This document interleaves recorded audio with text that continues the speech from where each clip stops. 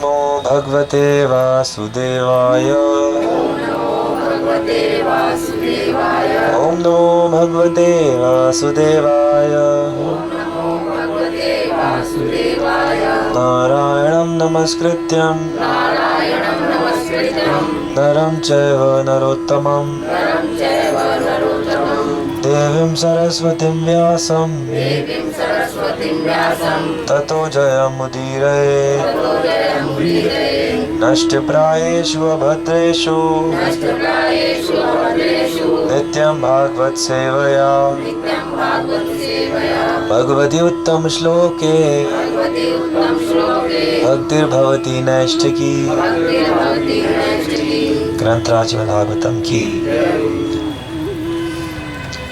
तो स्कंद 4 अध्याय 8 श्लोक संख्या 23। न अन्यम दूसरे नहीं, ततः अतः पद्मपलाशलोचनात् कमल नेत्र वाले श्री भगवान से दुःखच्छिदं दूसरों अन्यों के कष्टों को कम करने वाले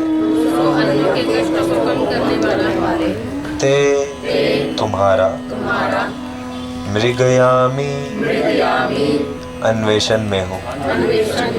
कंचन अन्य कोई यह जो मृग्यते ढूंढता है हस्तगृहीत पद्मया हाथ में कमल पुष्प लेकर श्रिया संपत्ति की देवी की तरह है दूसरों से अंग मेरे पुत्र विमिक्रमाणया पूजित। नान्यं ततः पद्म पलाशलोचनात् दुःखच्छिदं ते मृगयामि कंचन यो मृग्यते हस्त गृहीत पद्मया श्रियेतरंग विमृग्यमाणया। हे प्रिय ध्रुव, कमल के दलों जैसे नेत्रों वाले श्री भगवान के अतिरिक्त मुझे अन्य कोई ऐसा नहीं दिखता जो तुम्हारे दुखों को कम कर सके। ब्रह्मा जैसे अनेक देवता लक्ष्मी देवी को प्रसन्न करने हेतु लालायित रहते हैं, किंतु लक्ष्मी जी स्वयं अपने हाथ में कमल पुष्प लेकर परमेश्वर की सेवा करने हेतु सदैव तत्पर रहती है। तात्पर्य, सुनीति ने यह संकेत किया कि श्री भगवान तथा अन्य देवताओं से प्राप्त आशीर्वाद एक समान नहीं होते। मूर्ख लोग ऐसा कहते हैं कि चाहे जिस देवता को पूजो फल समान मिलेगा, किंतु तथ्य यह नहीं है। श्रीमद् भगवद गीता में भी कहा गया है कि देवताओं से प्राप्त वर क्षणिक होते हैं और अल्प ज्ञानियों के लिए। दूसरे शब्दों में, चूंकि सारे देवता भौतिकता की दृष्टि से बद्ध जीव ही हैं, अतः यद्यपि ये उच्च पद पर आसीन होते हैं तो भी उनके वरदान स्थायी नहीं हो सकते। स्थायी वरदान तो आध्यात्मिक होता है, क्योंकि आत्मा शाश्वत होता है। श्रीमद् भगवद गीता में यह भी कहा गया है कि जिनकी मति मारी गई है वे ही देवताओं की पूजा करते हैं। अतः सुनीति ने अपने पुत्र से कहा कि वह देवताओं की कृपा की खोज करने की बजाय अपने कष्ट को कम करने हेतु श्री भगवान के पास जाए। श्री भगवान भौतिक ऐश्वर्यों का नियंत्रण अपनी विभिन्न शक्तियों द्वारा, विशेष रूप से संपत्ति की देवी लक्ष्मी द्वारा करते हैं। अतः जो भौतिक ऐश्वर्य की खोज में है वे संपत्ति की देवी की कृपा पात्र बनना चाहते हैं। यहाँ तक कि बड़े बड़े देवता भी संपत्ति की देवी की पूजा करते हैं, किंतु संपत्ति की देवी महालक्ष्मी जी स्वयं सदैव श्री भगवान की कृपा आकांक्षी रहती है। अतः जो मनुष्य श्री भगवान की पूजा करता है वह संपत्ति की देवी के आशीर्वाद स्वतः प्राप्त कर लेता है। चूंकि जीवन की इस स्थिति में ध्रुव महाराज भौतिक ऐश्वर्य की खोज में थे, अतः उनकी माता ने ठीक ही सलाह दी कि वे भौतिक ऐश्वर्य के लिए भी देवताओं की पूजा ना करके श्री भगवान की ही पूजा करें। यद्यपि शुद्ध भक्त कभी श्री भगवान से भौतिक समृद्धि का वर नहीं मांगता, किंतु श्रीमद् भगवद गीता में कहा गया है कि पवित्र व्यक्ति भौतिक वरों के लिए भी श्री भगवान के पास ही जाते हैं। जो व्यक्ति भौतिक लाभ के लिए श्री भगवान के पास जाता है वह क्रमशः श्री भगवान की संगति से पवित्र हो जाता है। इस प्रकार वह समस्त भौतिक आकांक्षाओं से मुक्त होकर आध्यात्मिक जीवन के स्तर को प्राप्त होता है। जब तक कोई आध्यात्मिक पद को प्राप्त नहीं हो लेता तब तक उसके लिए भौतिक कल्मश को पूर्ण रूप से पार कर पाना दुस्तर है। ध्रुव की माता सुनीति दूरदर्शी थी, अतः उन्होंने अपने पुत्र से अन्य देवताओं को त्याग कर केवल परम भगवान की पूजा करने हेतु कहा। यहाँ पर श्री भगवान को पद्म पलाश लोचनाथ अर्थात कमल पुष्प जैसे नेत्रों वाले कहा गया है। यदि मनुष्य थका हो और वह कमल पुष्प देखे तो उसकी सारी थकान दूर हो जाती है। इस प्रकार जब कोई दुखी व्यक्ति श्री भगवान के मुखारविंद का दर्शन करता है तो उसका दुख तत्काल कम हो जाता है। श्री भगवान विष्णु तथा संपत्ति की देवी लक्ष्मी के हाथ में लिया गया कमल पुष्प सौभाग्य का एक प्रतीक है। एक ही साथ श्री विष्णु तथा लक्ष्मी के उपासक सभी प्रकार से विशेष रूप से भौतिक जीवन में अत्यंत ऐश्वर्यशाली होते हैं। श्री भगवान को कभी कभी शिव विरंची नुतम कहा जाता है, जिसका अर्थ यह है कि भगवान नारायण के चरण कमलों को ब्रह्मा तथा शिव भी नमस्कार करते हैं। तो ध्रुव महाराज की माता उन्हें उपदेश दे रही है कि आप भगवान की शरण में जाओ, क्योंकि भगवान की शरण में ही जाना जो है वो श्रेयस्कर है। अन्य जो देवता होते हैं कामस्तैस्तर हृतय ज्ञाना प्रपत्ति अन्य देवता, लोग जब दूसरे देवताओं की या किसी की भी पूजा करते हैं तो अधिकतर देखा जाता है कि वो उनका मतलब देवता से या पूजा से ना होकर अपनी इच्छा से होता है। कामस्तैस्तर हृदय ज्ञाना, कि कामनाएं जो है वो ज्ञान को चुरा लेती हैं। तो कामनाएं जब ज्ञान को चुरा लेती हैं तो व्यक्ति सोचता है कि बस कैसे भी करके ये कामना पूरी हो जाए। उसे ये मतलब नहीं है कि वो शिव जी की प्रार्थना कर रहा है, कि देवी की कर रहा है, कि साईं बाबा की कर रहा है, कि किसी मज़ार पे जा रहा है, उसको कोई मतलब नहीं है, क्योंकि कामना बस पूरी होनी चाहिए। तो ऐसे में क्या होता है, अंतवत्तु फलम तेषाम तद्भवत्येव मेधसाम, ऐसे लोगों की बुद्धि बहुत ही छोटी है। क्यों? क्योंकि इससे उन्हें जो भी फल मिलेगा वो क्या होगा, क्षणभंगुर होगा, थोड़े ही समय तक रहेगा। चाहे कितना भी बड़ा पद मिल जाए, चाहे शिव जी की भक्ति करे, कोई इंद्र पद भी प्राप्त कर ले, लेकिन इंद्र पद भी थोड़े ही समय का है, बहुत हमेशा के लिए नहीं रहने वाला। तो इसीलिए बुद्धिमानी किसमें है कि व्यक्ति अनंत काल तक सुखी रहने वाले पद को प्राप्त करने का प्रयास करे। और अगर कोई कामना है तो भी भगवान की ही भक्ति करे, क्योंकि भगवान की भक्ति करने से वो कामना शुद्ध होकर धीरे धीरे व्यक्ति का एकमात्र लक्ष्य भक्ति रह जाता है। ध्रुव महाराज की जो पूरी कथा है वो इसी का उदाहरण है कि हालांकि उनकी इच्छा थी कि मुझे संपत्ति मिल जाए या मुझे पिता जैसा ऐश्वर्य मिल जाए या पिता की गोद मिल जाए, तो ये भौतिक कामना ही है। और ऐसी कामना लेकर भी जब उन्होंने भगवान का भजन किया तो ये कामना भी पूरी हुई, लेकिन उन्हें ध्रुव पद मिला। ध्रुव पद यानी कि ऐसा पद जो कभी गिरने नहीं वाला। कोई ज्ञान की इच्छा से भगवान के पास जाता है मुक्ति के लिए, जैसे 4 कुमार मुक्ति के लिए गए, लेकिन भगवान के चरणों में चढ़ी तुलसी का सुगंध प्राप्त करके उनका मन भक्ति में लगने लगा। तो ऐसे ही कोई कष्ट निवारण के लिए जाता है तो चतुर्विजा वदत्ते माम जना सुकृतो अर्जुना आर्तो जिज्ञासुर अर्थार्थी ज्ञानी च बदर्शव। कोई जिज्ञासा के लिए जाता है तो हर एक कोई व्यक्ति अलग अलग कारण से भगवान के पास जा सकता है, लेकिन जब भगवान विष्णु कृष्ण राम के पास जब जाता है तो उसका प्रभाव क्या होता है कि उसके हृदय की कामना दूर हो जाती है। अन्य देवताओं के पास जाने से देखा जाता है कि कामना दूर नहीं होती बल्कि बढ़ जाती है। जैसे रावण, हिरण्यकश्यप आदि असुरों के उदाहरण है कि तपस्या उन्होंने भी बहुत की और उन्होंने भी देवों को प्रसन्न किया, उनसे वरदान प्राप्त किया, लेकिन उस वरदान से उनको तृप्ति नहीं मिली, उनका लालच और बढ़ गया। तो इसी प्रकार से हमें बहुत ही सतर्क रहना है कि हम आनंद कहाँ ढूंढ रहे हैं। आनंद भगवान के प्रेम में है, और ये चीज़ समझ के अगर हम सारे काम कर रहे हैं तो ठीक है, अन्यथा हम आजीवन दुखी रहेंगे।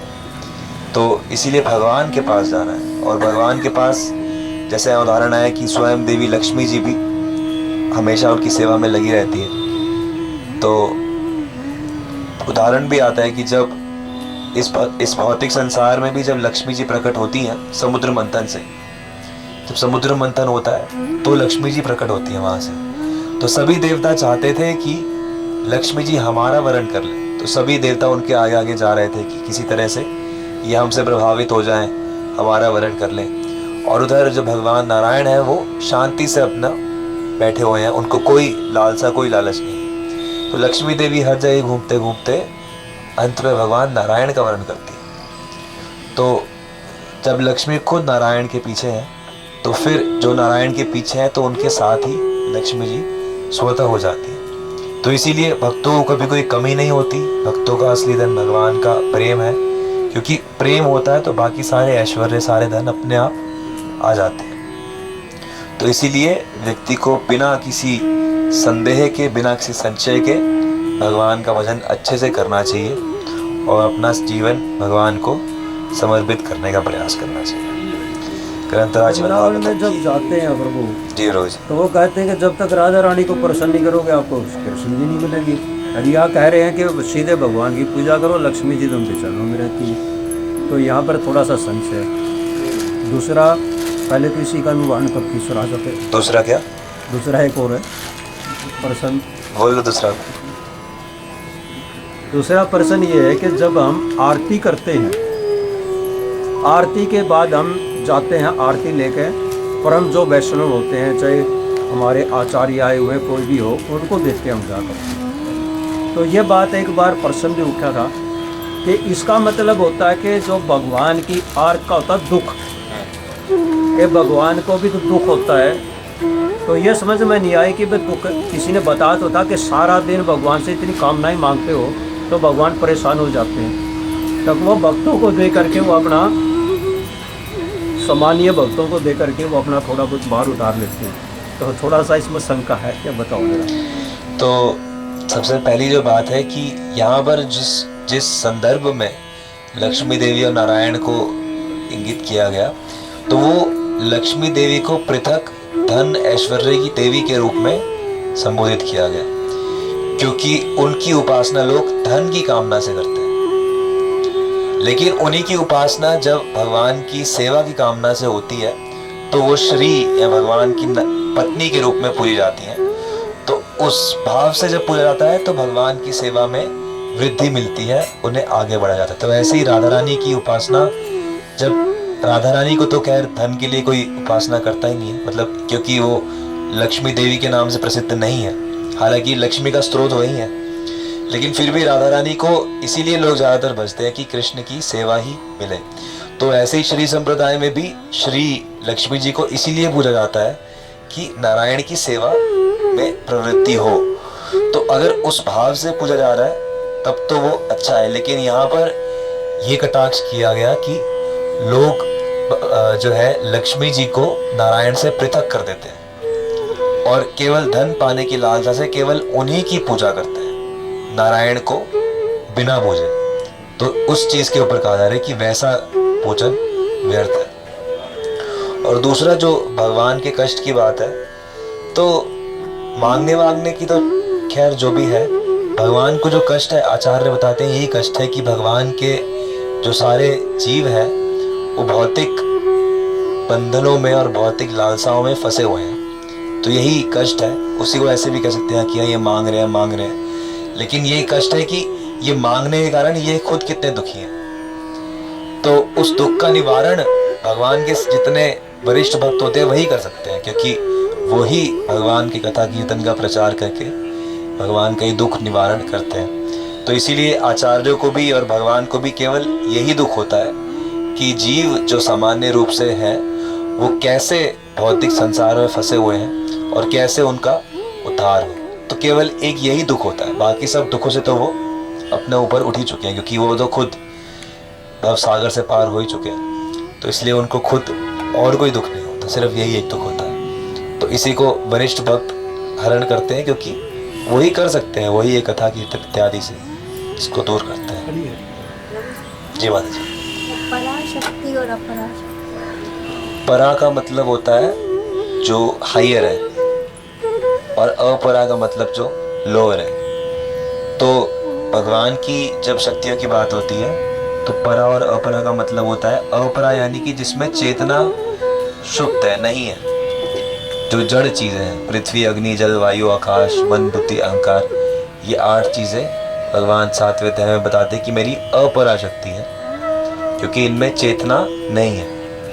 और अपराशक्ति कौन सी है, मतलब पराशक्ति कौन सी है, जो जीव है, जिसमें चेतना है, जिसमें महसूस करने की शक्ति है, जो सच्चिदानंद है, तो वो पराशक्ति है, वो हायर शक्ति है। तो यही भेद है दोनों में, जड़ और चेतन। कैसे? हरी हरी बोल।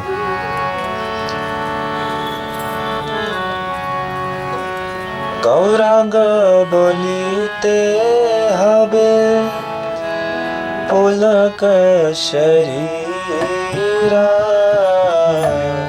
हरिहर बोलते नयने बाबे नीरा।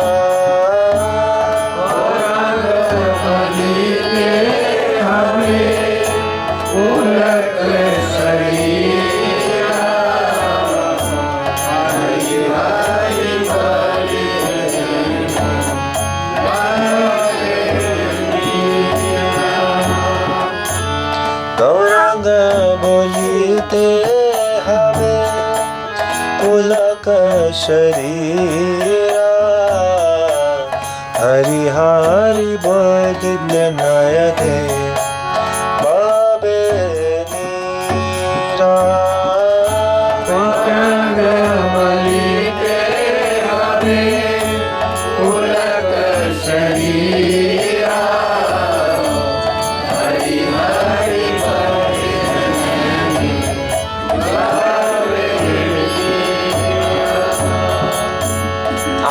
कबे दीताई चाहते करुणा होई वे, संसार वसना मोरा कब तुझ है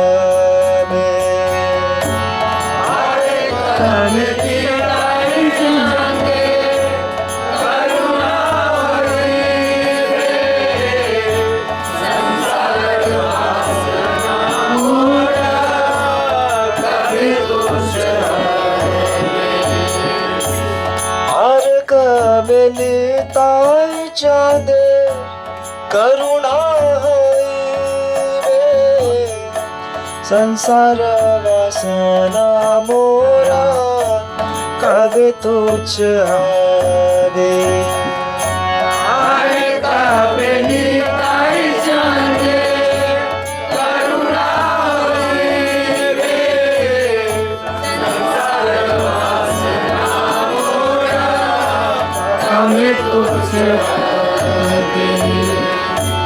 विषय छड़िया कबे शुद्ध में माना, कबे हम है तेरी वो श्री वृत्तमाना। विषय छड़िया कबे शुद्ध में माना,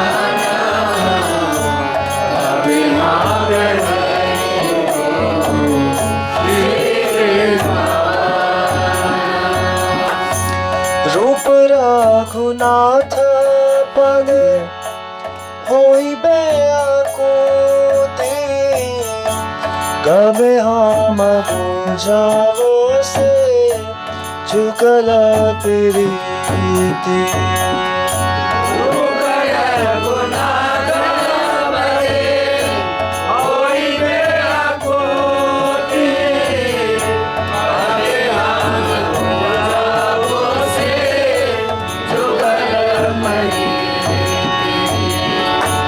रूप रघुनाथ पदे रहु मोर आशा, प्रार्थना करे सदा नरोत्तम दास।